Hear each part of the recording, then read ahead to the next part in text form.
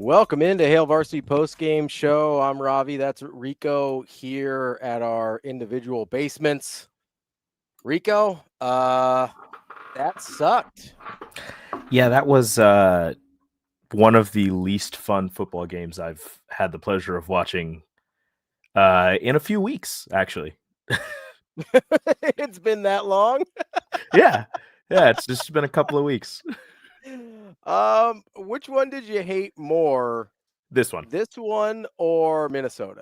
this one, this one, hands All right. down. The Minnesota one, like you played bad, but it wasn't like you lost by a double digits, but this one felt like Penn State could have run it up a lot more. Like the Minnesota one, it felt like both teams were just really bad.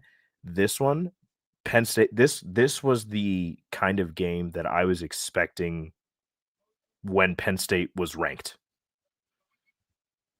Like this Yeah. was the Penn State team that I was expecting Nebraska to have to face with James Franklin and them being in the midst of a college football playoff hunt.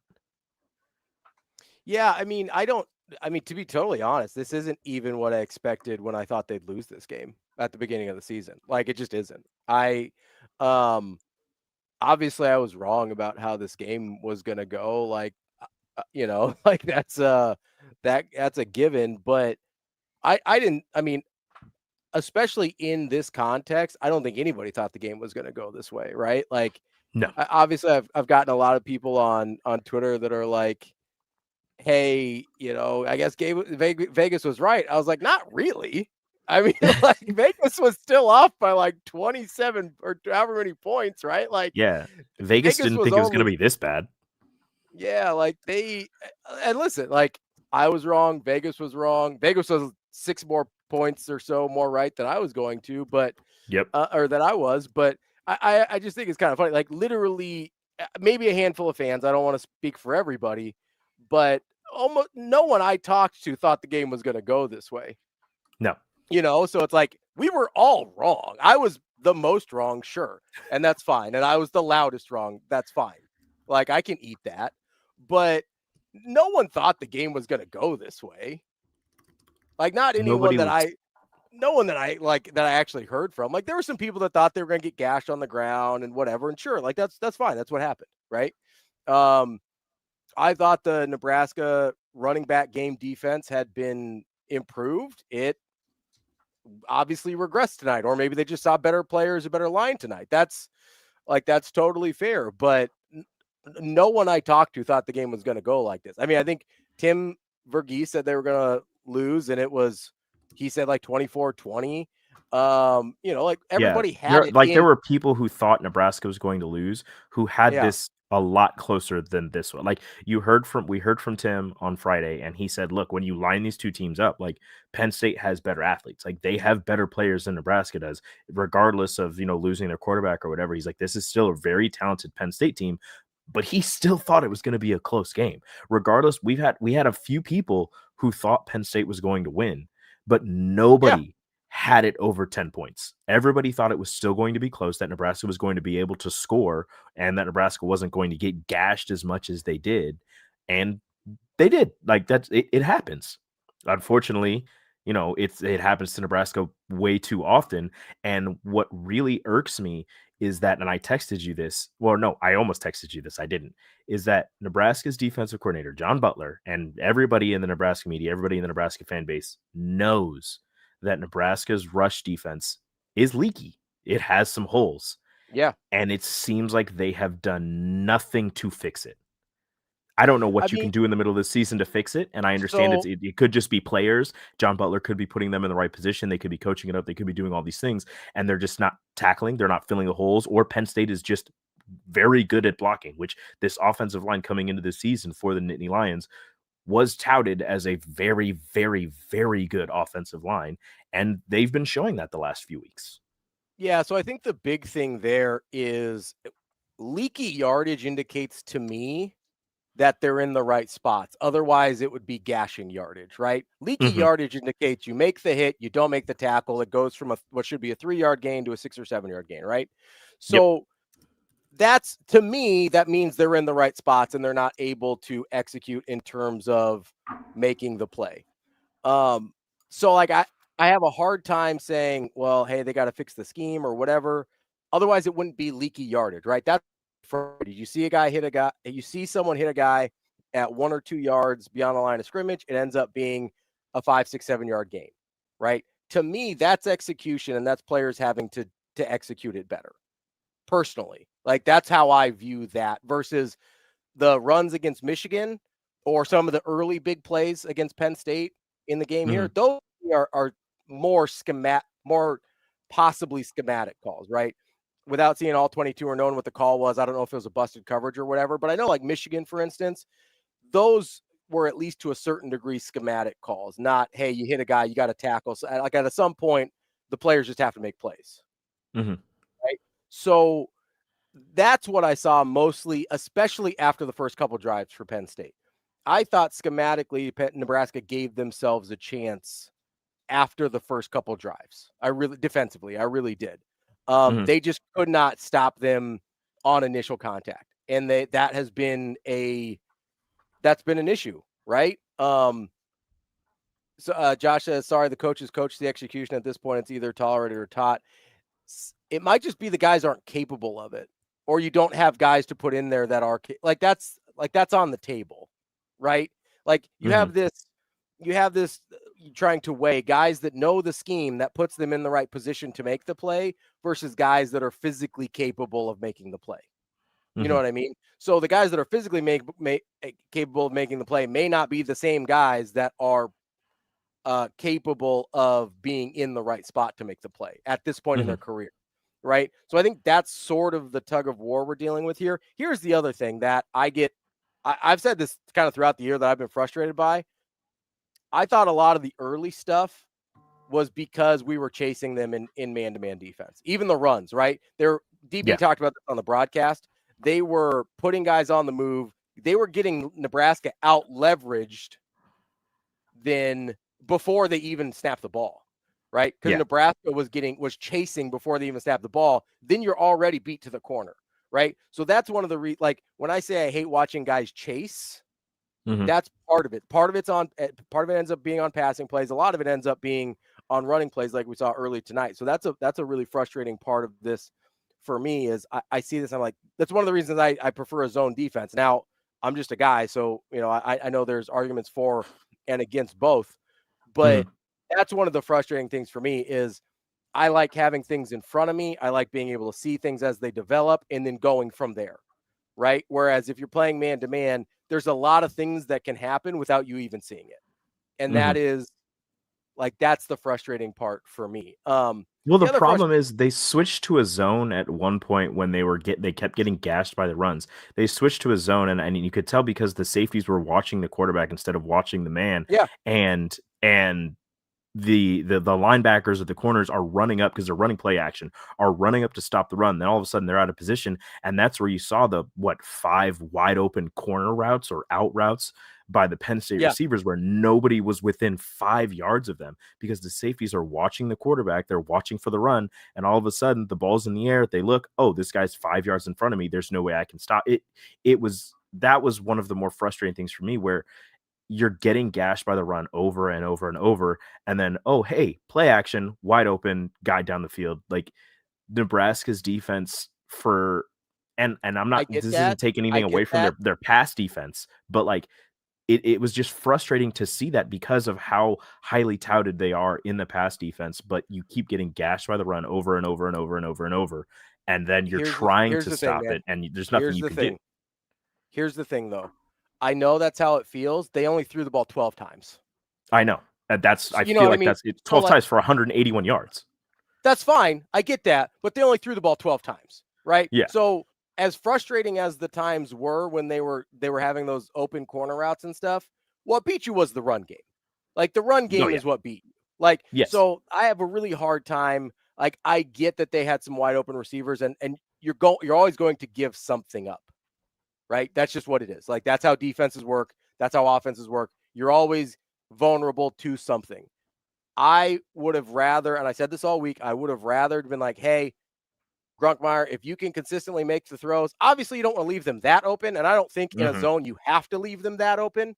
No. Maybe they're not as comfortable playing a zone because they've mostly been man all year. Like lots of people run zones and don't leave guys that open, right? So that was because the guys were getting out of position because they were running up to stop the run.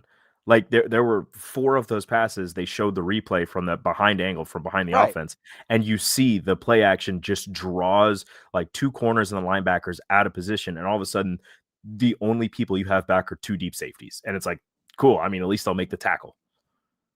Yeah, and I totally get that. I'm just saying, like, they only threw the ball 12 times. Like, if Nebraska was going to win this game, they had to force Grunkmeyer into probably 20 plus pass plays. Like, that was the only way Nebraska was winning this game from a defensive standpoint. So, obviously, they got beat by everything. I'm not disagreeing with you there.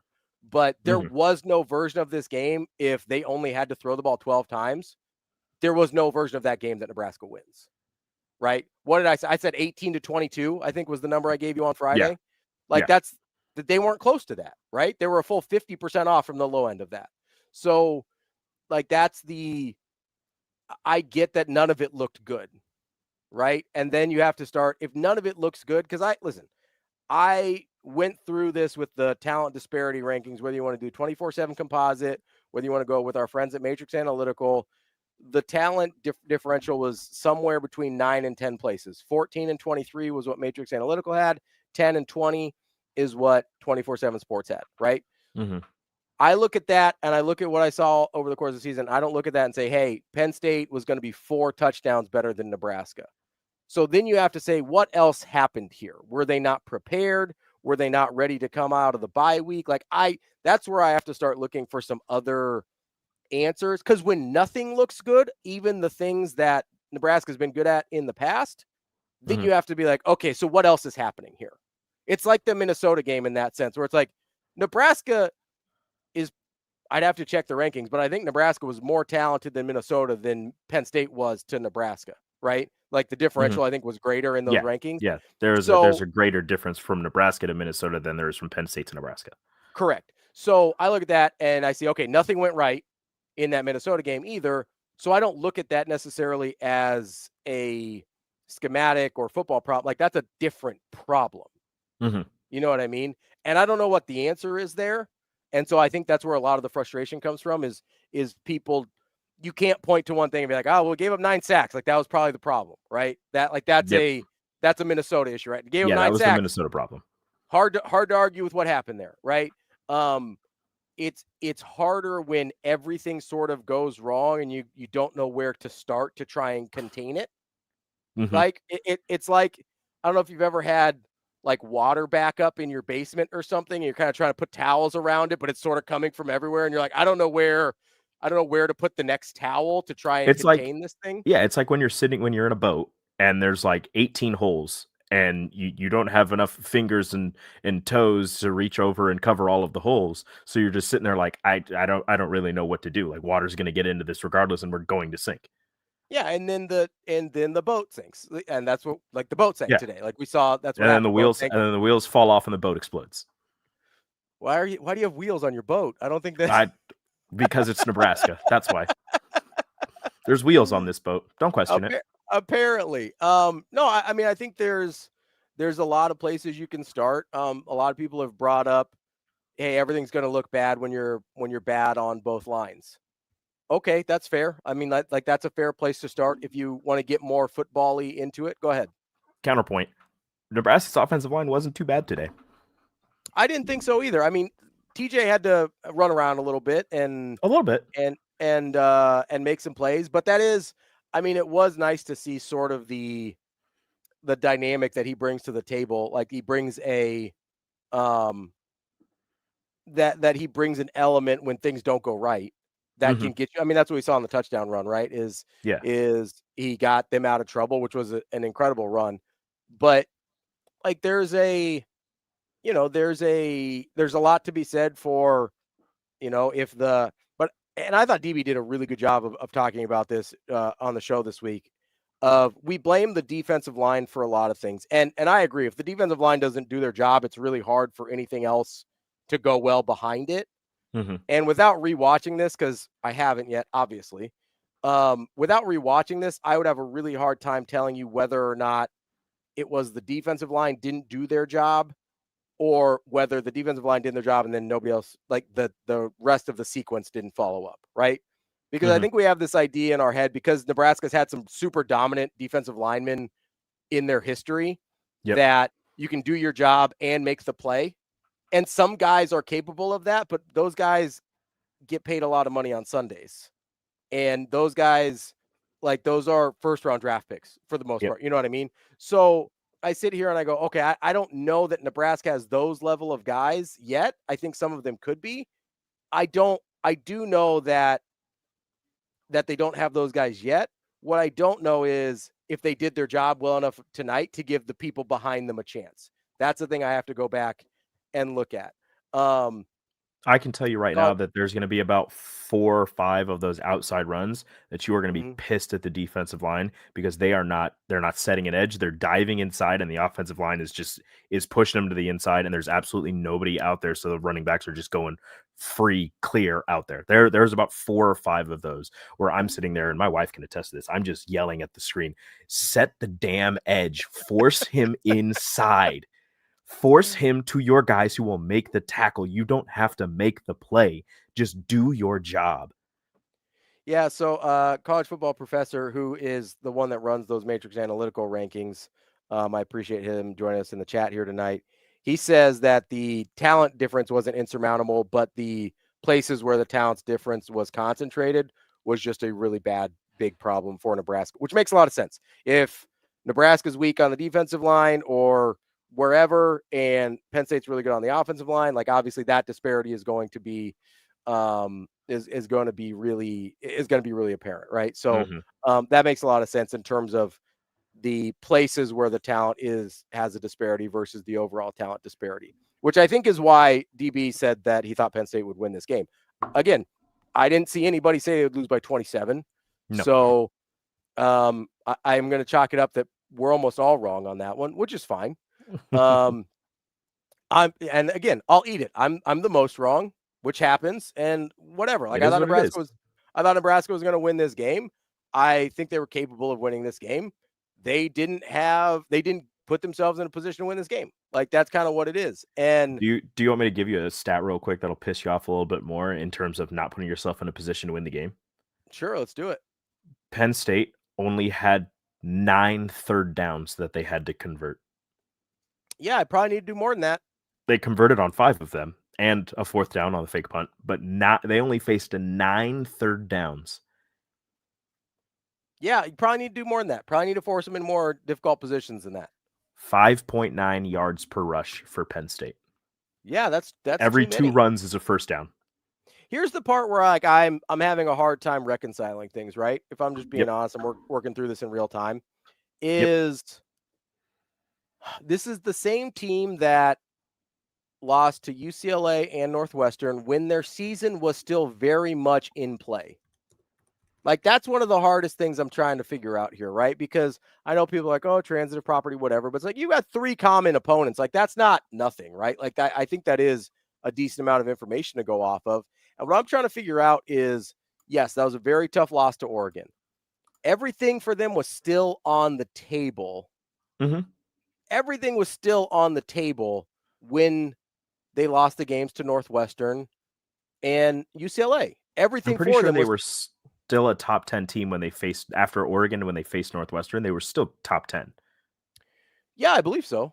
Yeah, Or because they went from like played 2 UCLA before. They played or for UCLA. UCLA Yeah, before so they went from Northwestern. 2 to somewhere still in the top 10, and they lose to a UCLA team who was without their head coach. Jay Saudi -6.5, -7.5 is exactly 2.5 or 3.5 points more wrong than -10. Just for the record, I don't know if that, like, maybe 2.5, 3.5 is way more in your world. That's fine. 2.5, 3.5 in my world, in football world, is a field goal, which is not way more. In many of the arguments I heard this week, that field goal is the reason I should have thought Penn State was good, because that field goal would have changed the results of several of their games, right? So either it's a lot or it's not a lot. You tell me which. I don't care, but let's just play by the same rules all the time. Okay? That's where I'm at. Like that's the point this week for what it's worth. And I'm sure I'll address this on Monday too. But that was the point this week is let's play by the same rules all the time. Either Penn State is good and there should be 10.5-point favorites and Nebraska would be lucky to win the game. And if they did win the game, then that would have to be a great win under those rules, right? Yes. If that's a good team, that's 2 scores better than you according to Vegas, then winning that game has to be a good win. And on the same token, if they're 10.5 points better than you and you lose that game, you can't really be that upset about it because they're obviously that much better than you, right? But yeah, like we're it can't seeing count in as the chat, a bad loss. Yeah, like it cannot be both of those things. So that was the point this week. I know some people missed it. That's fine. But the point is how we process the information and move it based on our feelings. And that to me was the frustrating part. Did I think the line was wrong by 2.5, 3.5 points? Yes, I did. But the greater point was we were going to, yes, I agree, Josh. It would have been a great win. And I thought they were going to get the great win. I did. Mm-hmm. Like on the road at Penn State as a 10.5 to now 7.5 point dog where it closed, I think it would have been a great win. But I also thought that UCLA was a great win going on the road as an underdog and winning that game. And the minute that game went final, we started discounting what UCLA is. And that's fine.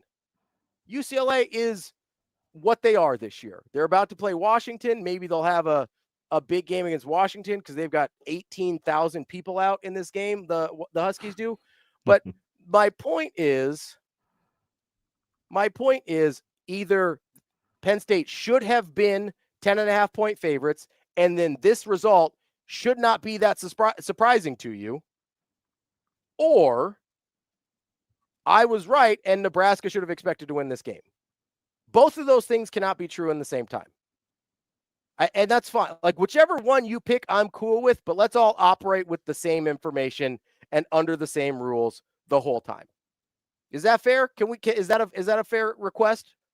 I'm good with that. Because makes sense to me. That's all I'm asking. Like, if you think rules should be fired, fine. I'm not going to try and change your opinion. And I think you're dumb. It can't. Yeah, I disagree. I think you're dumb if you're calling for rules job. And maybe say RB. I don't know. There's lots of letters after that. So it kind of feels like a bot, but he says maybe Nebraska is just bad. Maybe. But they've got some good wins. They've got some better wins than Penn State does. So is Nebraska bad, or is Penn State bad? Or is Nebraska bad and Penn State's a little bit better, but they have a worse record? Like, that's what I'm trying to find out. Maybe Penn State just had all the juice today, considering it was senior. Did you know it was senior night, by the way? I don't know if you could hear from the broadcast that it was senior night. Yeah, they did mention that a couple times. They mentioned that a couple times. Couple rushing records getting broken. Yeah, that's totally, I mean, good for them. Like, that's fine. And listen, you go for a fake punt up 20, like that's fine. You earn that right. If you want to rub it in, you earn that right. Like, I don't love it, but it is what it is. You want to listen. And if I'll be honest, if I'm Penn State and I've lost a bunch of close games, then maybe I am like, yeah, I need to make sure I put this thing away. Like, yeah, I'm trying. If I'm Penn State, I'm trying to run the score up. I'm trying to redo the deficit between the wins and the losses in terms of points for and points against. Like, if everything is going right for me and it's senior night and I have a running back who is a few yards away from getting the all-time leading rushing record, and I have a running back who's 3 rushing touchdowns from setting the all-time rushing touchdowns record, like, you better believe I'm doing everything in my power to get both of those records tonight. And that's exactly what Penn State was trying to do. And I don't blame them. Everything was going right. Nebraska could not stop you on the ground, could not stop your 11 completions, your 11 passes. So if I'm Penn State and I'm the interim head coach and I've got the entire crowd cheering my name, yeah, you better believe I'm going for it on 4th down. I'm doing everything in my power to show Penn State, like, I want this job. I deserve this job. That's pretty much what this was. Yeah, I get that. And I also listen, if I had lost a bunch of close games, I would try and put the thing as far out of reach as humanly possible. I get it. Like, I'm not mad about it. I did think the broadcast was a little bit funny when they're like, oh, he would never do anything to embarrass his old friend. I was like, I kind of did a little bit, but that's fine. You know, I don't know about that. You sure about that? But like, I understand it. And listen, when you're in Nebraska and you don't stop it, you put yourself in that position. I totally understand that. Like, I don't have a problem. I didn't love how the game played out early, just in terms of the chippiness of it. Like, it felt like, I felt like Nebraska was getting bullied. So that's a problem to start with, right? Nebraska has to figure out a way. And listen, I appreciate that. I don't think Nebraska plays cheap or dirty. But they have to find a way to fight back when they're getting bullied, and not Let your enforcer be an enforcer. You know what I mean? The amount of times that Elijah Pritchett is, and I understand you don't want penalties, you don't want the 15 yards, but the amount of times that Elijah Pritchett is getting pulled away by like two of his teammates when he's just into the face of one of the Penn State players, like, let your enforcer be an enforcer. You're getting pushed around right now. Let him do, like, obviously not get a 15-yard personal foul penalty, but let him get in somebody's face. Get in somebody's face yourself. Like you said, they were getting bullied early. They weren't doing anything. There was no physicality. There was no juice. And Penn State came they were out, getting punched bullied. you in the mouth, and Nebraska was like, damn, that hurt. I hope they don't do it again. Yeah, and then they they're did. just like, please don't hit me again. And then they got bullied a little bit, or a lot of bit. I didn't love how that started. That was not. I mean, that's a bad way to set the tone for a game, obviously, right? And then there's just a lot going on there that Nebraska never really allowed itself to get back in the game. Nikki Asher, the Huskers have taken the points on the first drive. I mean, I don't think it would have ended up mattering, knowing how the game played out. Like, it's hard to kind of rewind that and go back and say, hey, I don't know that changes the course of the game. You know what I mean? There's some, I think Michigan was one where the similar thing happened, right? Where they had the ball inside the 5, didn't get any points, they went for it, whatever. I have like in Michigan, you can make the argument that the 3 extra points obviously matter a lot because they lost by 3, right? Not sure you can make the argument against Penn State. Maybe it changes the tone a little bit, but I'm not sure taking the field goal there helps Nebraska stop the run in the first half. So, I mean, you've got them backed up on the 2. Like, I understand that Nebraska's rush defense isn't. You have them backed up on the 2. You're feeling pretty confident in your defense at this point. Well, I mean, it's the beginning of the game, but like, first off, you think you're going to score. You have all the confidence in the world that you can score from the 2-yard line. They haven't been able to, like, all season, been able to get that short yardage, which is very annoying. But you don't get it. Okay, your defense has them backed up on the 2. Surely they're not going to go 98 yards and score a touchdown, but that's exactly what they did. You thought you could at least hold them to a punt. Unfortunately, Katron Allen breaks one and damn near scores a touchdown on a long run, and then they end up scoring the touchdown. But in terms of like the coaching analysis, the 3 points in that situation, I understand that it's been multiple games that Nebraska has had that exact situation play out, not the touchdown, but the exact situation of being in the red zone, being inside the 5 and not scoring. But you've, for the most part, held teams to at least punting on those drives following that mistake. So taking those 3 points, I don't think really would have mattered. Getting the touchdown would have been huge for getting some type of juice on the sideline. Yeah, I mean, I think the bigger question here is, why isn't Nebraska better in those short yardage situations? Like, that's the real question. Like, Nebraska has found themselves in a lot of these short yardage situations, whether it's 4th and 1s, whether it's the 4th and goals close down to the goal line there. And they've been pretty bad at them all year. Like, I haven't loved their play calling or their execution all year long, right? So, like, if you want to have that conversation, I'm open to that. Maybe a touchdown there does change things a little bit. Maybe it changes the tone of the game. I don't think 3 as opposed to pinning them back on the 2 really does. My personal opinion. I do think there is a worthy conversation to say, hey, why can't Nebraska be better in those short yardage situations? Like, if that's I agree. I don't love that they put Heiner Carberg in the situation in all those times either. Like, it drives me every crazy. time. Every time. Everybody knows what you're going to do. So you're taking away any opportunity to surprise them at all. And he doesn't look comfortable doing it. Some guys have a like some guys have a sense for sort of the timing, and like I think there's a little bit of an art to those short yardage, finding the crease and getting through there. It doesn't Mhm. seem like Heinrich Harburg has that feel at all. Like it He's too really high doesn't. when he does it. So He gets too high. yeah, He gets pushed back. he doesn't like find like I don't like putting Heinrich Harburg in there. And so I would agree that that's a problem in the short yardage packages. It almost feels like they feel like they have to get Heinrich Harburg in the game at some point. And so that's where they think it would be most useful. Mhm. So like if that's the argument you want to make, you know, say, hey, we know we're bad at short yardage. Let's kick the field goal here. I'm open to that. In this particular game, I don't think it changes anything. No. You know what I mean? Like I don't think this game, I don't think there was one play at any point that changes this outcome for Nebraska. That would be, this was a tonal kind of failure for Nebraska. They Do were you not able okay, to match the tone of Penn State or the physicality of Penn State in order to be in this game. do you think, and this will be a question for you, and I don't know, maybe the chat as well. Do you think that that Penn State drive after Nebraska didn't score the touchdown, didn't get the points on their first drive, if they would have held them and forced them to punt, and obviously, you know, the game is the game, the final is the final, do you think that would have given Nebraska any type of momentum? Obviously, I'm not going to say it changes the whole game and Nebraska ends up winning, but like, would that have given Sure. them something to work with?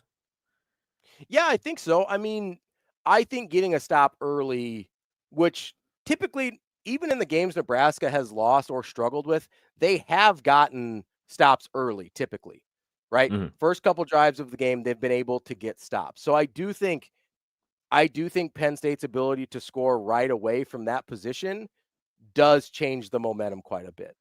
I don't know if it changes the outcome, right? I think Penn State was more ready to go, more physical, and I think Nebraska, with the mindset they had and kind of the way they were coming into this game, was going to have a hard time stopping the run. I think with the way that Penn State's offensive line was playing, Nebraska was going to have a hard time stopping the run. So Mhm. it is demoralizing. I don't know if it would have changed the outcome. What I will say is it came closer to changing the outcome against Michigan when almost that exact same thing played out. Nebraska gets stopped inside the 5. Nebraska stops Michigan from that position. They come back, they get an opportunity. They miss the field goal, but it didn't snowball on them right away, right? It didn't snowball on them right away the way it did with Penn Mhm. State. This thing, Penn State got on top of it in a hurry. And then the other thing that Nebraska didn't get here that they did get against Michigan was they got a turnover in one of those situations that helped them a ton to turn the tide of the game. Yep. Nebraska needed, and it seemed like they might get it on special teams with some of those returns. You know, He was like close. Ja'Cory was close. it seemed like there Mackay was made a mistake, but yeah, that was not a good decision. It seemed like there were a couple opportunities to do it on special teams where I thought, okay, if they're able to make a big game breaking play on special teams, that could almost be the equivalent of a turnover. But I think they were going to be, I think they were going to be have a hard time if they didn't find a way to steal a possession or steal some points somewhere. Like the way this game was going early, you almost needed something like that to try and flip it back. And that never happened, right? They weren't able to break it on special teams um in a way that would change the game. They weren't able to get a turnover that changed the game the way it kind of did against Michigan there. They didn't have that. Obviously the Hail Mary against Michigan was a huge play mhm. in terms of like that felt like stealing a possession, right? Yeah. Felt the same as almost like a big turnover in your favor or big special teams play. That Hail Mary felt like stealing a possession because it really kind of was. Mhm. Nebraska didn't get any of those, and the way that this game was going, they were going to have to, right? That was a thing that was going to have to happen, and it never did. So you kind of add all those things up, and that's that's where you get what happened tonight. Is it ends up getting away from you. You're never really able to put a tourniquet on the bleeding, and you bleed out and you lose by 4 touchdowns. Like that's what it is. There was also absolutely no scenario in which Nebraska was going to win a game that they had to have TJ Lateef throw it 37 times. Like just like there was no scenario where they were going to win a game where Grunkmeyer only threw it 12 times. There were 0% chance. And I mean, I don't even remember what I thought that I said the number was. I think it was about the same. But DB put it pretty well. He goes, "Hey, whoever has the most rush attempts is going to win this game." That's pretty simple and pretty dead on, right? Yeah. He said rush attempts and whoever turns the ball over less. Neither team turned the ball over, so it went to rush attempts, and Penn State blew you out of the water with that. Yeah, absolutely. Like there is no scenario in which you can throw the ball 37 times with TJ Lateef in this game and win. That wasn't a thing. Like that was not going to be a thing. They actually did. I was So Penn State had 39 rush attempts. Nebraska had 32. But again, Penn State averaged 5.9 on the ground to the tune of 231 rushing yards, whereas Nebraska was averaging 4.1 and only had 131 rushing yards. Yeah, I was gonna try and see if I could get. I don't know if PFF has the numbers up yet, just to get the drop back attempts for Grunkmeyer. I don't think it was hugely different. Yeah. And it was also, I know that you're saying he only attempted 12, he only completed 11, but his yards per pass, do you want to take a guess what his yards per pass was? Well, I mean, it's going to be like 15, right? Because he was 12 attempts and 180 yards, so like 15, something like that. 15.1. Yeah, so like that's obviously like that's going to kill. They didn't defend anything. No. They didn't defend anything well tonight. Like I Like want if to we make want that to focus, like if we want to focus on one side of the ball, if you want to stick on the defensive side of the ball, like it was just bad. It was just a very bad showing by the defense, rush defense, pass defense, at everything, tackling, everything in between for Nebraska's defense was just bad. Yeah, there was really no redeeming factor on the defense, and that's why when you're saying like, hey, they were giving up all these wide open when they switched to the zone. I get that, right? I do. You have to that's where I bring in the execution, right? Like you have to execute it at a higher level than that, regardless of what you're running. And it was they gave up. This is why it ended up being a 4-touchdown game instead of a 1-score game, like some of the other ones we've seen. Is Nebraska's gotten gashed on the ground in other games. They gave up nothing in the air, basically those games, right? Like almost nothing at all. And so they were able to stay in it and have it be a 1-score game. If you're getting gashed for 15 attempt on the air and you're going to give up the rushing yards that they did, like, yeah, there's no path forward to victory there. There's just not, right? So, I mean, that's why I kind of have to put it. I mean, maybe, I don't know.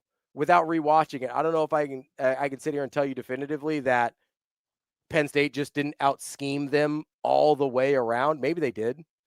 But that's why I lean on it being an execution thing.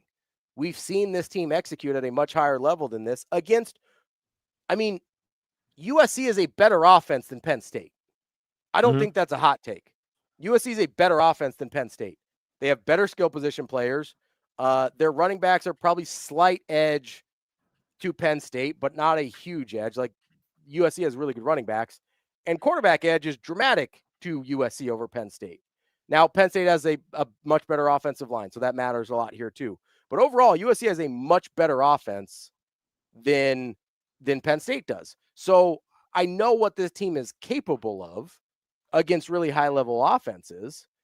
Stylistically, maybe that's part of the problem. But I also think you just have to look at it and be like, hey, Nebraska didn't look like they were ready to execute at this level. They didn't look like they were ready to execute in this situation. I don't know why. I don't know if it's the travel. I don't know if it's because State College sucks. And this is a tangent. I don't know Terry Smith. He seems like a nice man. Matt Rule seems to like him. That's fine. Can I just say the Joe 409 buttons are weird to me? Are those new or did they just? So that particular button I think was new for Terry Smith. He's been wearing it, I believe. They've done some 409 logos basically since like 2015 off and on. But can I just say, like, there's a reason he had a bunch of those wins vacated, and it's that he covered up a giant child sex abuse scandal within his football program. Like, it feels weird to kind of advocate for that guy. I don't know. That's just has nothing to do with the football game, but like every time they showed Terry Smith, I was like, that makes me feel really gross just to watch. I don't know. That felt weird for me. Just felt like I had to say it. That was very strange. That was very strange for me. Just every time they showed him, like, is that what I think it is? And then I Googled it. It's like, yep, he's, why the wins got vacated, right? Yeah. Like it wasn't, it's not like he was, like Kelvin Sampson got fired from Indiana because he was texting people too much. If you want to write like, like justice for Kelvin Sampson or something on an Indiana button, like okay, sure. But like child sex abuse scandal is kind it's of different. one of those like, yeah, maybe we vacate those wins and we don't talk about it anymore. Yeah, it's a little bit different. Yeah, I'm gonna be honest. It took me way too long to figure out what the button said. Like I Googled it. every time they'd show I them, I'd Googled it. see it.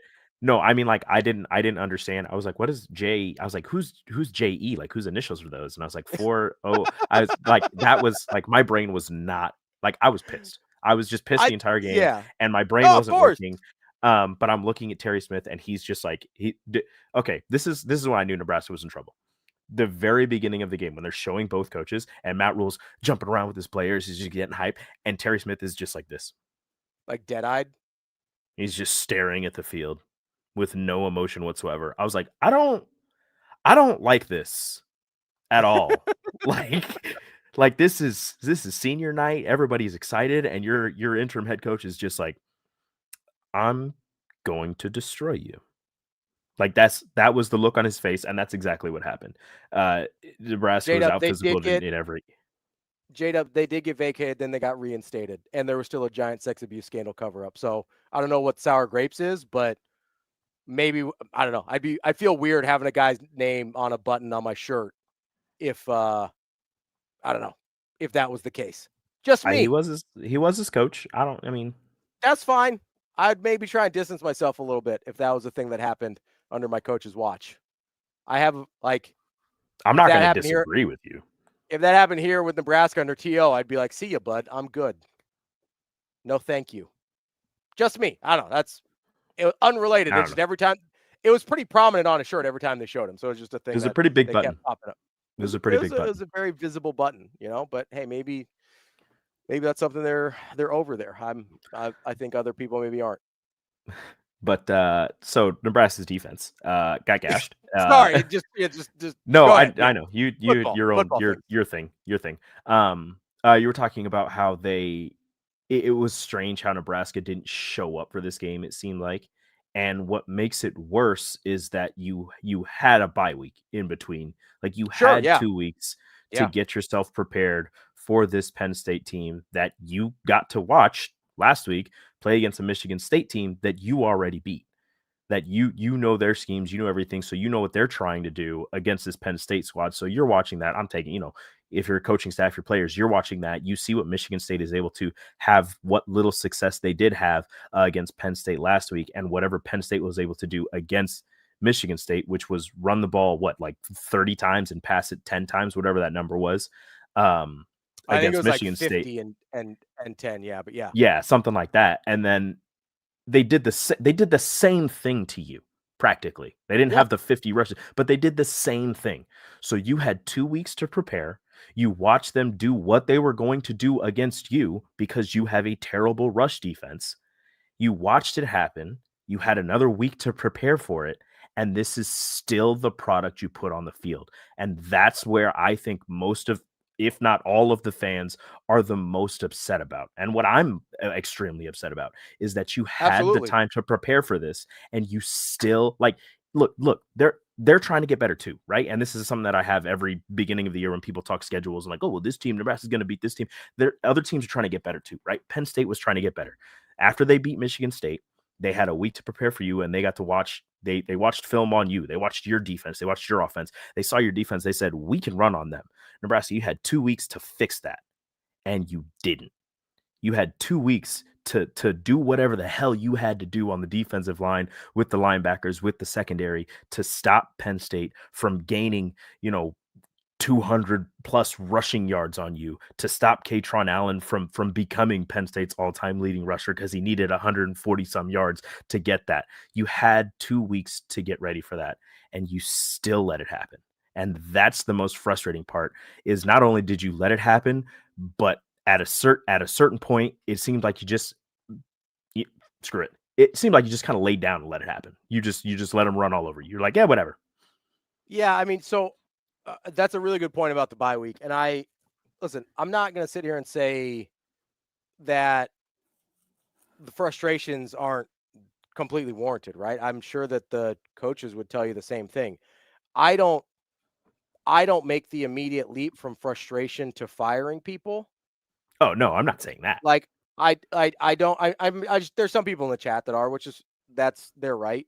It But happens after every loss. Like the so Nebraska lost to USC, and people are like fire Rule, man.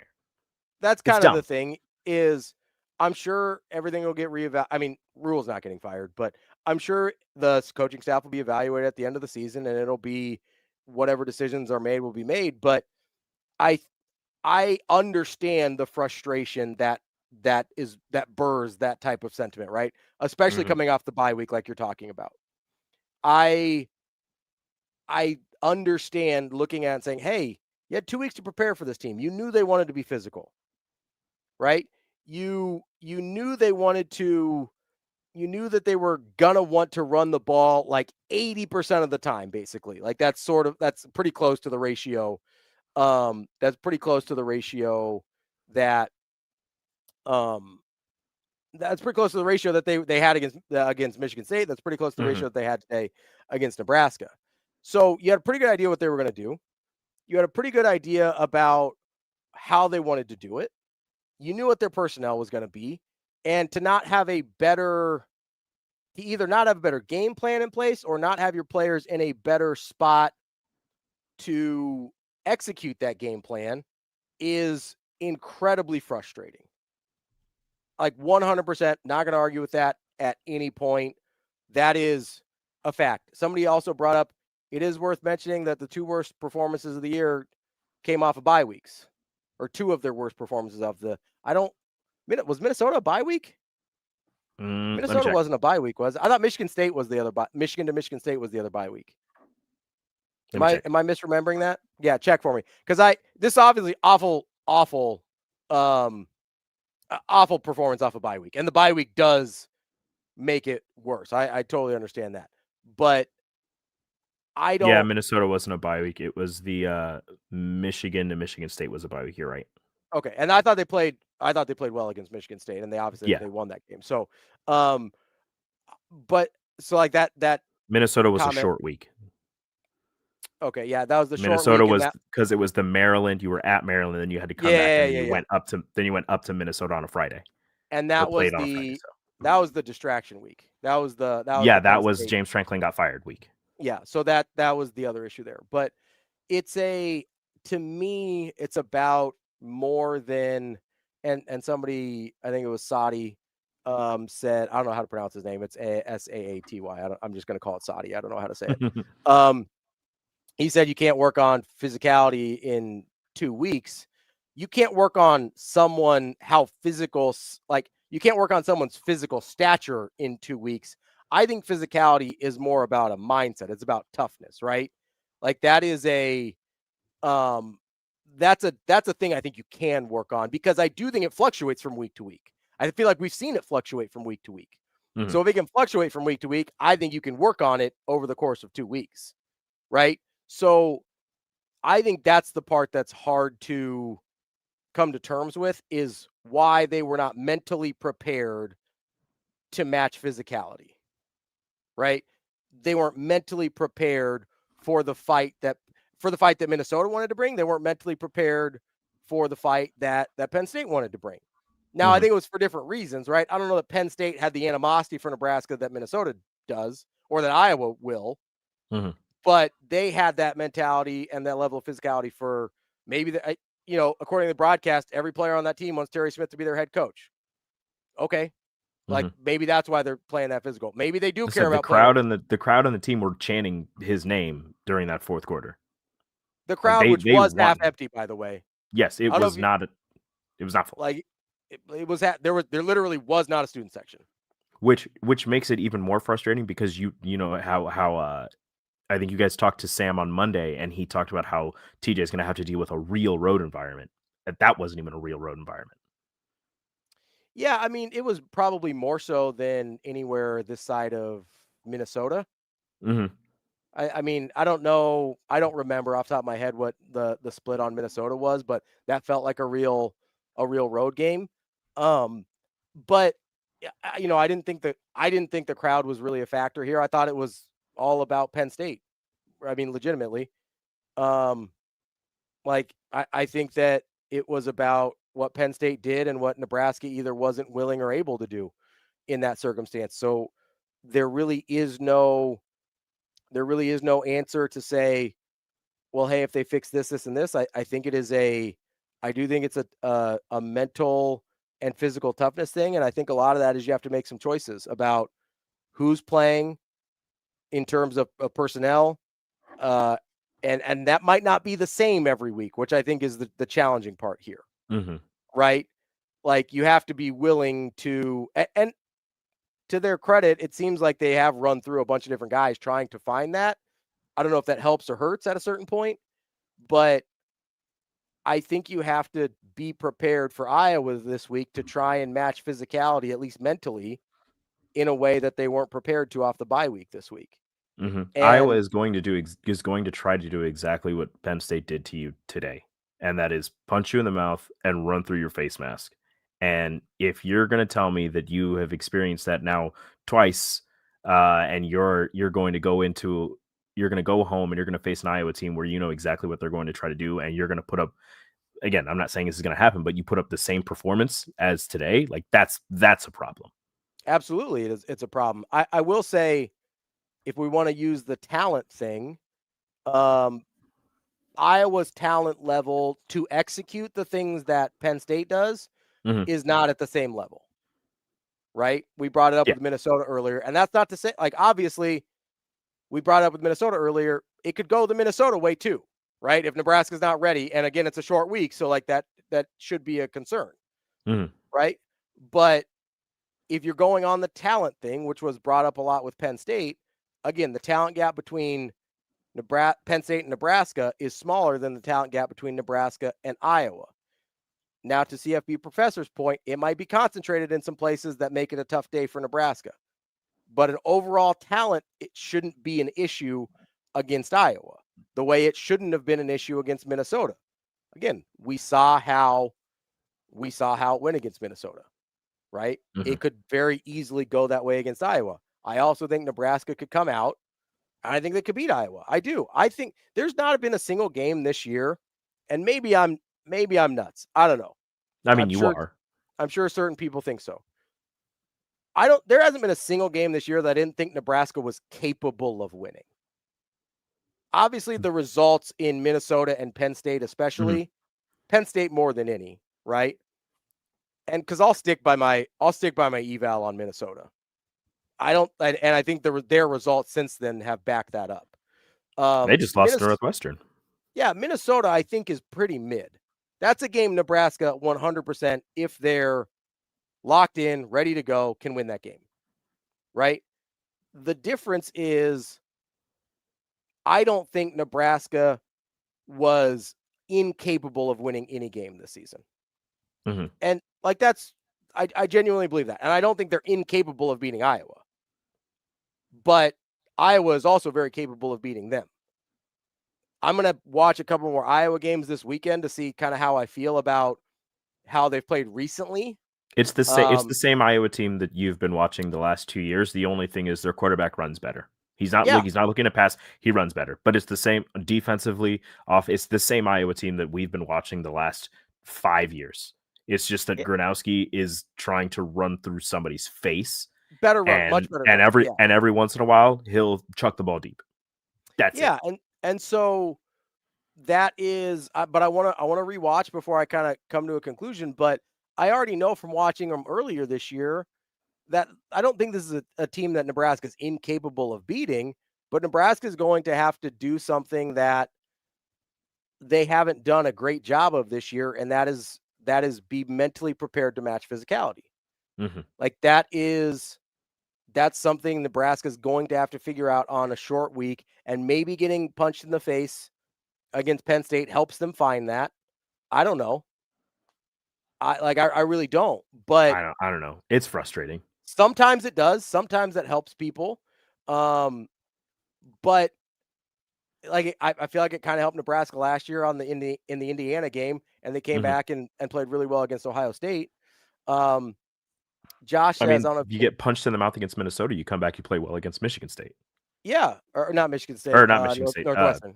Yeah, Northwestern. Northwestern. Another physical team.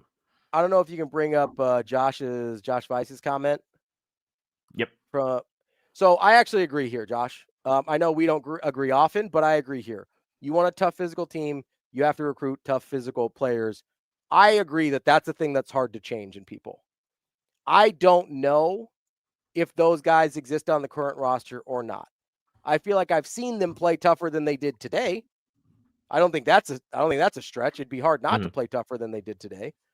So, but I don't know the constitution, and without actually having like relationships with a lot of these guys, it's hard to know, right? That's where the relationship building and the recruiting process means more than the NIL, I think, because you have to find the right guys, right? You have to find the right guys to find that are the toughness. That's why guys like Ja'Cory Barney gets brought up all the time, right?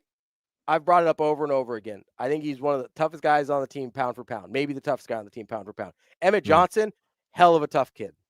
Yep. Like, he just gets battered and tough kid. I think there's like he knows he's going to get beat up. He's getting flipped upside down and tossed around, and he's still eating hits like it's nothing and carrying the ball and trying to get all those tough yards. And he knows he's going to get beat up. And that was one of the things today is Penn State knew Nebraska's trying to feed Emmett. We're going to stop the run. Penn State did what you wanted Nebraska to do to Penn State.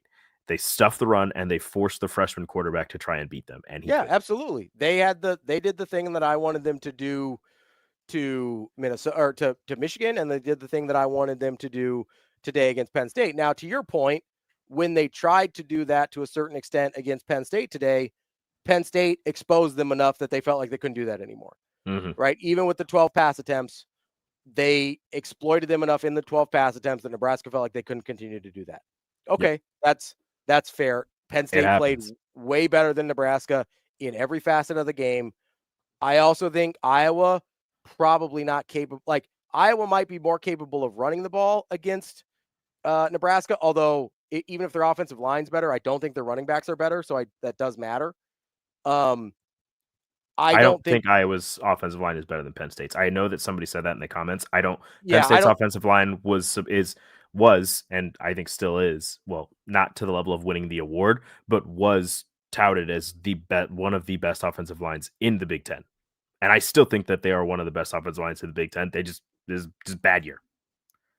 Yeah, and that was brought up before in the broadcast, like before the season.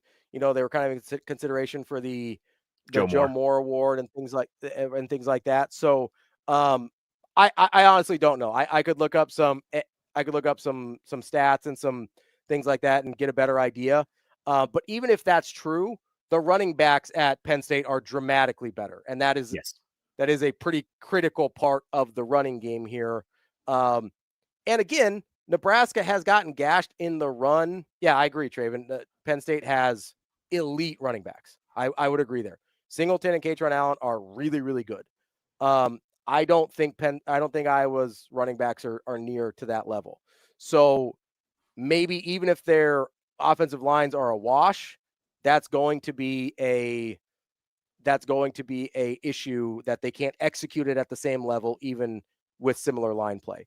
So that, I think, is a big issue for Iowa next week. But the other issue is if Nebraska can keep Gronowski, who, if they can't keep Gronowski from doing this, there's a real problem because Gronowski has not thrown the ball well basically against anybody all year. If they let Gronowski look like Grunkmeyer did today, then yeah, there's probably not a path forward for them to win. Like there's probably not a path forward for Nebraska to win the game if that happens again. There is a path forward for Nebraska to win the game because we've seen it multiple times this year that they could give up a certain amount of rushing yards, and if the other team isn't able to pass it at all, then Nebraska still has a path to victory, right? That, I think, is a lot more likely against Iowa, not just because Gronowski, I think, is one of the worst passers in the Big Ten. I don't think that's a hot take. I am worried about his running, Traven. That's fair. Do you want Gronowski's passing stats? I do. I don't have them off the top of my head. He's completed 64% of his passes. He's only attempted 202 passes. for 1,216 yards, 6 touchdowns, and 5 picks. Yeah, so not great, and it's looked pretty bad at times for real. He's only been sacked 13 times though. He's pretty mobile. Yeah, like he's going to get out of Yeah. a lot of those sacks, which is the He part gets, that would yeah, concern you. 96 carries for 370 yards and 13 touchdowns for him. He is Yeah, he has the next closest in terms of touchdowns for Iowa, has 3. yeah, that's going to be a problem because I would argue that's the part of Nebraska's run defense that they're worse at is the QB run game, and particularly the unscripted QB run game. I don't know how many times they are going to drop back and pass. Traven asked about Iowa special teams. I mean, I'm worried about Weechin. Is that how you say his name? What I think it's Wetchin. I don't know how to say it, I think it's and I feel pronounced bad. Weechin. Weechin. He's a monster. Yeah, he's a monster. He won the Jet Award last year. Yeah, He's a problem. You really got to 5'9", hope. 196 pounds from Williamsburg, Iowa, a senior wide receiver. I've been to Williamsburg. They've got some outlets out there. Yeah, I believe it's Weechin. He's a monster. So like obviously you don't want that guy to touch the ball at all. Goodness gracious. I'm looking at Outside their of receiver stats now. Oh, it's gotta be bad, huh? He is their leading receiver with 20 receptions. 20. For how many yards? Like 350? 151. Jay Gill leads them in reception yards with 237, but no touchdowns. That's hard to do. Yeah, so I mean, the Iowa game is going to be even though people are going to look at the physicality of Penn State and the physicality of Iowa and think that those are going to be corollary. I think we're looking at a very different type of game plan for even though like the run pass ratios might be the same.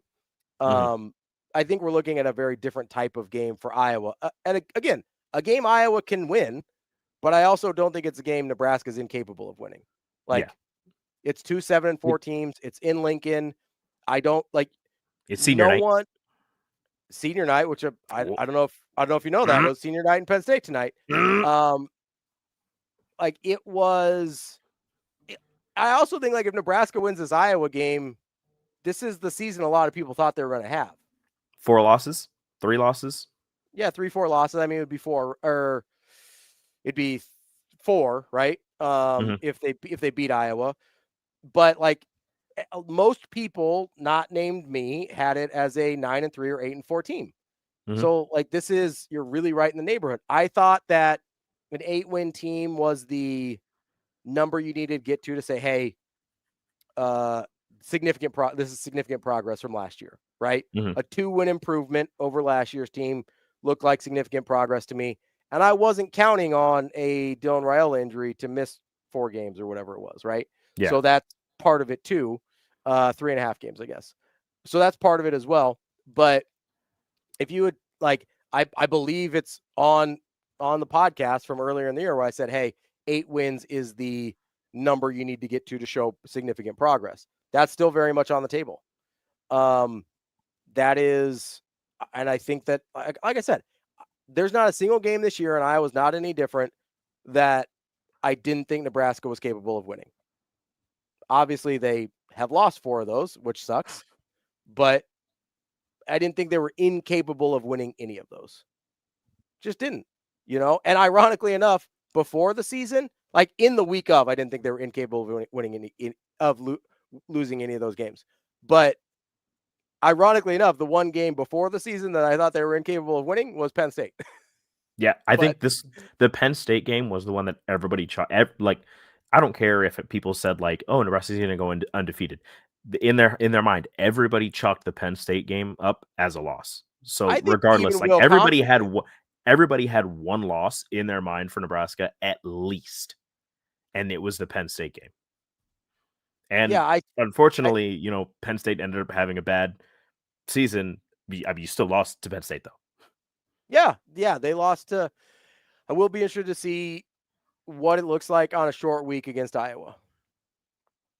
Can I say that the offense, they got bullied as well, and Emmett wasn't able to uh, eat the way that we probably thought he was going to after that long run, like the I mean, first drive of the game. I cer- was like, oh, this is going to be just a money game for Emmett.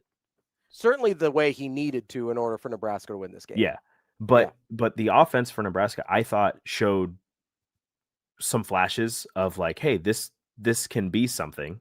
And I thought that throughout the game that if they were to keep improving on those things, like TJ was slinging the ball, and I thought that he was on point with a couple of those. There were some, mistimed drops, and we talked about it earlier in the season, or not early in the season, but when he first had to start, that he's got an arm. He's going to overthrow some balls, and that's what happened. But I thought that the offense with TJ looked, again, they got bullied, but I thought that there were flashes of like, hey, this looks pretty good.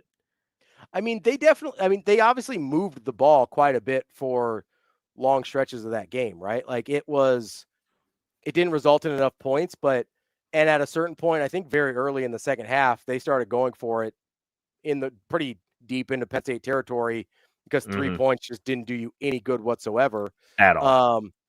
But I like they moved the ball a decent amount.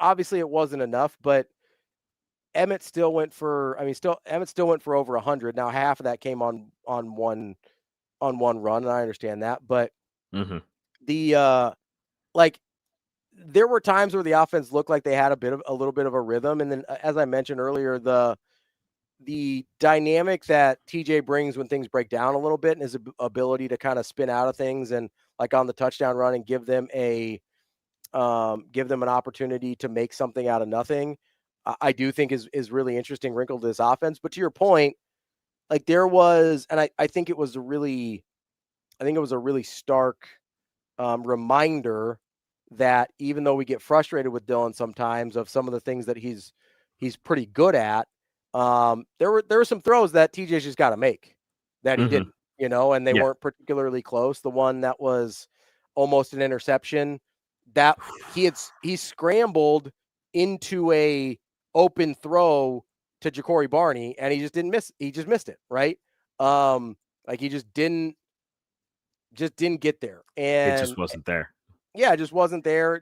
That throw where he almost dropped it to Lindenmeyer in the end zone, where he put it in like the right spot, but I don't think Lindenmeyer thought he was going to put it further into the back of the end zone because he started fading to the sideline.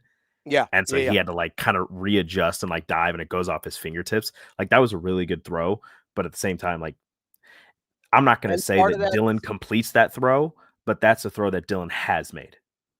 And that's part of the I think that's partly a chemistry thing too, where like Lindenmeyer probably has a better sense of where Dylan's going to throw that ball. I think it was the play right before that where the drop in the bucket to Emmett. Yeah, like on his knees. Yeah. Where he like overthrew it just a little bit. Like that was not the completion not that one. There was this was in the second quarter, kind of down by the goal line. Where Emmett fell like in front of the end zone. Yeah, like at the was he 1 yard throwing line? that to Emmett, or was he throwing that? Was it Dane in the back of the end zone? I thought he was throwing it to Emmett, but Emmett fell, and so he wasn't. It's like there's just little things like that. Yeah, that I think timing, I think chemistry.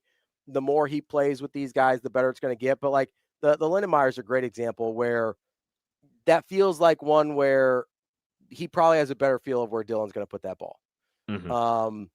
It feels like Sadi says, is it me or when 44 makes big plays, NU tends to win?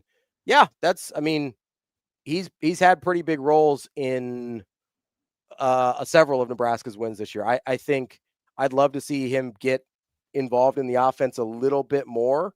But he just always finds himself in the right place at the right time for a big play. And he's great with the ball in his hands after he catches. Like he's not a guy that's fun to tackle. No, like he's not fast. He's not going to outrun anybody, but like, man, like he's going to he gets low when he lowers his shoulder too. Like he's a pretty big guy, but he gets low. So you're going to tackle him, and it's like you're going to get hit by his shoulder, and you're trying to get him in his ankles. Like I don't know how that happens.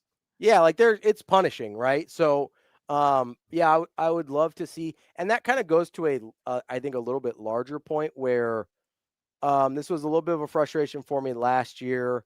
It's been off and on this year where that intermediate passing game feels like it should be there with the type of guys that Nebraska has, whether it's a Lindenmeyer, whether it was Fedoni last year, whether it was some of the bigger bodied receivers like Jamal Banks last year, whether it's like an Isaiah Hunter this year. I think Barney does really well getting open on some of those like over routes or crosses. Like it just doesn't seem like they take advantage of that part of the field enough, especially with how good Emmett's been. You'd think you'd be able to kind the of middle of the field seems like it's open. Like yeah, every play, it seems like it's there. It's a lot of the times it's not, and that's where correct me if I'm wrong, and I'm sure the chat will definitely. I feel like that's where a lot of Dylan's interceptions came from, is trying to get it to the middle of the field, and it's just the reading the defense is off. Yeah, I don't know that maybe that's a place where Dylan doesn't see it particularly well. I'm not really sure, but it does feel like that. It does feel like Nebraska, in order to operate at its highest efficiency offensively, is going to have to find a way, especially when they've got an effective running game, where the linebackers are kind of creeping a little bit, safeties are creeping a little bit. You've got to find a way to get in behind them and take advantage of that, so that again you can loosen it back up for EJ, and you kind of have that back and forth where it is you're making them pay both for cheating up on the run and for staying back to kind of occupy the intermediate routes in the middle of the field. So like that's the thing. If Nebraska wants to operate at super high efficiency, they have to figure that out. You can't just say, Dylan doesn't see it well here, or maybe he does, maybe he doesn't. This is just, speculating. I'm not going to claim to know the cause of all those interceptions. There were 6. It's not like there was all those interceptions, right? The cause is the defense catching it instead of the offense. That is good. But for whatever the reason is, they're going to have to find a way to take advantage of the fact that that area of the field should be open, and they've got players that should be able to exploit that. They have to figure out a way to do that. Otherwise, it starts to become too easy to take away the other things if you feel like Nebraska can't beat you there. To potentially end this on a slightly positive note, I said it earlier and I'll say it again, and somebody else mentioned it.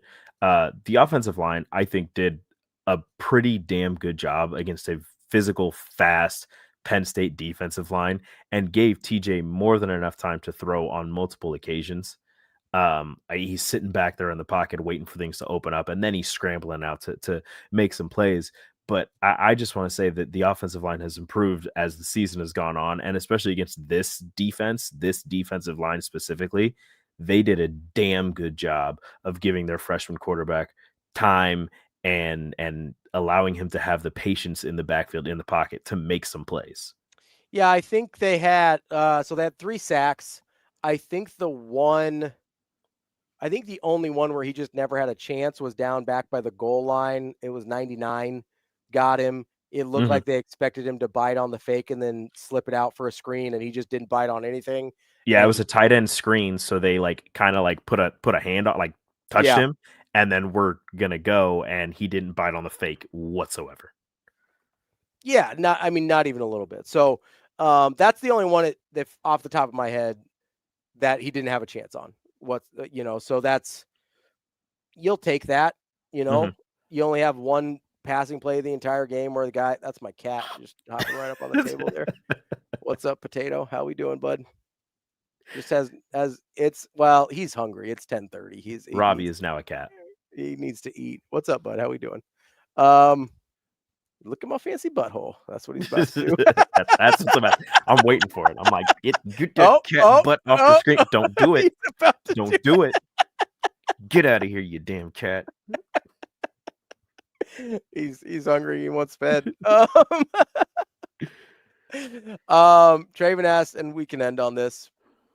He says, do you think wide receivers getting open were an issue? I don't think so. I think there's kind of 22 for that. Yeah, I can't, especially on initial watch and without an all-22, I can't give you a definitive answer. I think guys were getting open enough for Nebraska to be successful throwing the ball. I can only judge that based when they give me an all-22 replay or whatever. So there is, oh, here he comes. So there's only so much I can tell without having that film. Mm-hmm. But it seems like anecdotally, it seems like guys are getting open frequently enough. You're talking into a cat's butt. Get out of here, bud. It seems like they're getting open frequently enough for Nebraska to have success in the passing game. I don't think that wouldn't be where my primary concern would be. Like that's not where I would start. No, I wouldn't start at the wide receiver. I would start with the unfortunate lack of a run game. Yeah, I mean, actually, honestly, I would start with the defense not being able to stop anything. Yeah, I thought the offense moved the ball enough. If the defense had their typical game, I thought the defense moved the ball enough to give them at least a puncher's chance. Now, obviously, the circumstances put it to a point where Nebraska wasn't going to take field goals, and so the points end up being what they are. Mm-hmm. They probably had a couple more opportunities for field goals or whatever. Maybe you end up with like 16 or 19 if you're taking field goals instead of 10. But I think if the defense is able to keep it sort of in the neighborhood of where they had against every other team this year, and I don't think that's an exaggeration. I think literally every other team this year they've had. This was the first game they've given up over 400 yards of total offense. I know that. So, if Nebraska's defense is able to keep this in the ballpark of where it's been all year, then yeah, I think the offense moved the ball with enough consistency to at least give themselves a puncher's chance. Mm-hmm. Whether they win or not, I don't know that they were going to be efficient enough to win this game doing exactly what they did, but I do think they would have had at least an opportunity. But John asks, how do you get all 22? You have to ask the university. They have to approve you. It helps if you are credentialed or a coach.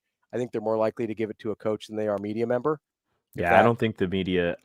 I don't know anybody in the media that's gotten all 22. I know a lot of ex-players that have, and I'm trying. Yep.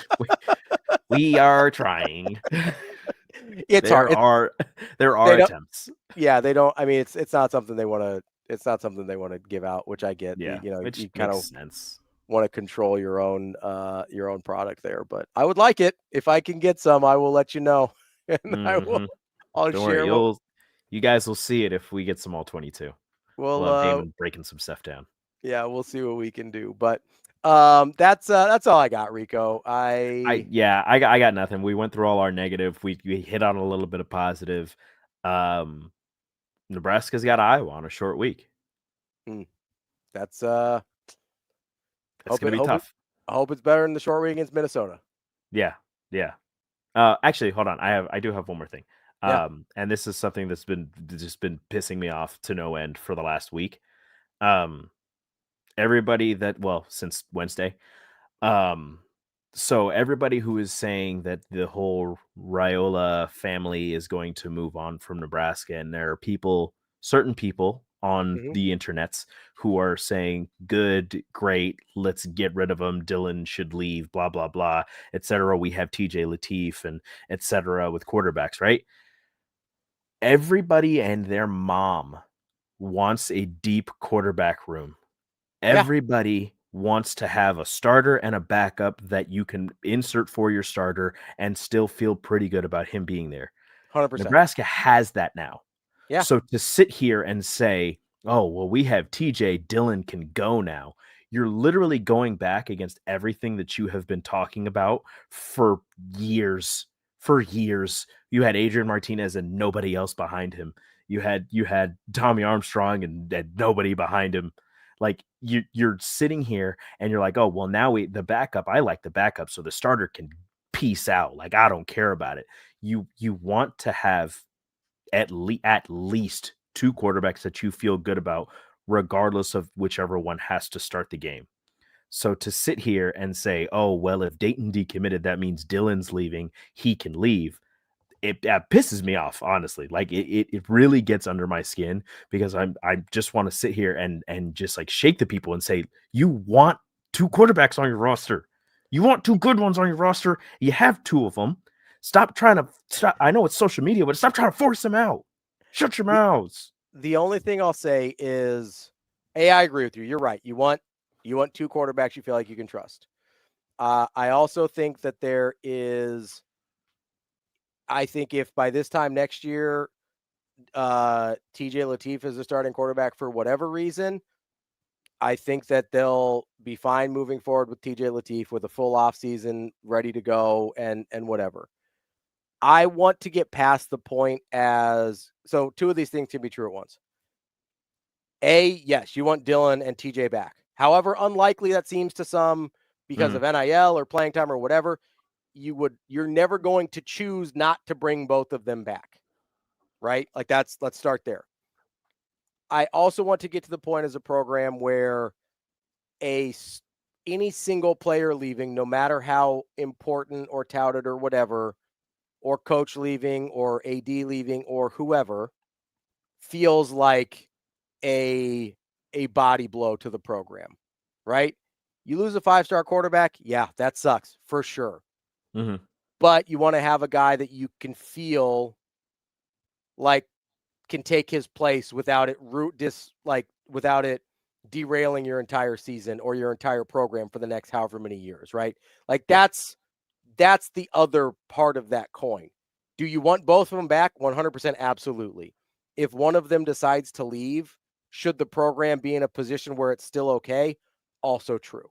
That's the only thing that I would say as any sort of context to what you said is no one should be trying to run off good quarterbacks. And if one of them chooses to leave, it should not be the end of the world. Yes, I agree with that. That's all. I agree with that. But right now, as a program, that would be very problematic. Yeah, I think, well, maybe, but by next year, I have no idea.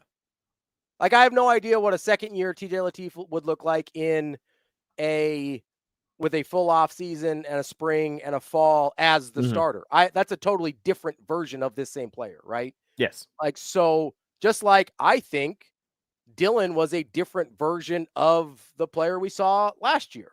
I thought Dylan was a much improved version of the player we saw last year too. So I thought his development took a big step forward. I would expect TJ's to do the same thing. And so I think Dylan at this point in their careers is better. Yeah, absolutely. I also think that if for whatever reason Dylan or TJ or whoever would decide to leave, that can't be something that derails your program. It just can't be. You got to you have to be in a spot that's better than that. That's it. But I agree. Stop trying to run off good players. Whatever the position is, just stop it. Please. That's all I'm asking. All right. Well, that's the show for tonight. Appreciate you sticking around with us. It's Hail Varsity Postgame Show. Don't forget, you can catch me and DB next week. It'll be a short week, but we will have programming for you every day on Hurrdat Sports Live. So if you need to avoid your family or anything like that, we'll be able to help you out, at least for a couple. Listen, not everybody likes their family. At least or maybe you have to go to some in-laws you don't like. I lived that life for a while. It's, you got to do what you got to do. We'll give you a couple hours. You're the worst. What? Nothing. You gotta, we'll give you a couple hours on Thursday, a couple hours on Friday to get you ready for Iowa as well. But that'll all be on Hurrdat Sports Live. And don't forget, if anybody tells you, forget the program, forget Nebraska, forget this season, forget next season, whatever, they were never a fan in the first place. You don't need to talk to them anymore. Also, I saw somebody who said that they were a season ticket holder and that they're done with the program. Can I have your tickets? Yeah, if you want to, can I have them? Like, if you have anybody in your life that's like, I've been with this program for this long and I've supported it for this long. I have season tickets and I'm done with it. I'm right here. Let me hit know. your boy up. Transfer those to me, please, and thank you. Hit your boy up. Yep. Like that's fine. Listen, if I don't believe you. I think you're just emotional and mad, and that's fine. Everybody says things when they're emotional and mad. But if that's actually true, they were never fans in the first place. Don't worry about it. Guess what? The person who said that they're canceling their season tickets, guess where they're going to be on Friday? Memorial Stadium. We'll end it with this because this person is clearly very, very tied into the program. Penn State is a colossus and we are little crabs. Bob Rule isn't a good coach. Sorry. Bob. Let's get rid of Bob Rule. Yeah. Bob Rule needs to go. I don't know who Bob Rule is, but get him out of here. No more Bob Rule. Tune into Hurrdat Sports Live Monday through Wednesday. We'll have programming all week. All week. But we'll be live through Wednesday. We'll have programming all 7 a.m. to 10 a.m. And actually, on Monday, you will have Ravi, and myself or Austin. I think it's me. I have no idea. I have no idea. We should figure that out. It'll be Ravi and me on Monday. Damon, it will be me because Austin will be state football. That's right. Yeah. He's got state football. Yeah. So it'll be me and Ravi on Monday. DB will be back on Tuesday, I believe, to give you guys all of his insight and his thoughts from Happy Valley and what he saw with Nebraska while sitting up in the booth. He will be on the show Monday, though. He'll join us. We'll have him. We'll have him on the show. But it'll be me and Ravi, Hurrdat Sports Live, rest of the week, 7 a.m., 10 a.m. Listen to the podcast wherever you get your podcasts. Tune in on the Hurrdat Sports and the Hail Varsity socials on YouTube, Facebook, Twitter /X. And you can watch us on all of those platforms and keep in touch with us via the chat. My biggest fan, Jay Saudi, says Ronald Lula and Bob Rule. Gotta go. Couldn't agree more, bud. Couldn't agree more. Everybody have yourselves a great night. Hope you have a great night. And listen, hey, just remember, we've only got one more regular season game left. It's better when football games happen, even when they look like this. Just remember that. One more of these left, guys. We'll be back on Friday with Hail Varsity Postgame as well. Have a good night, everybody.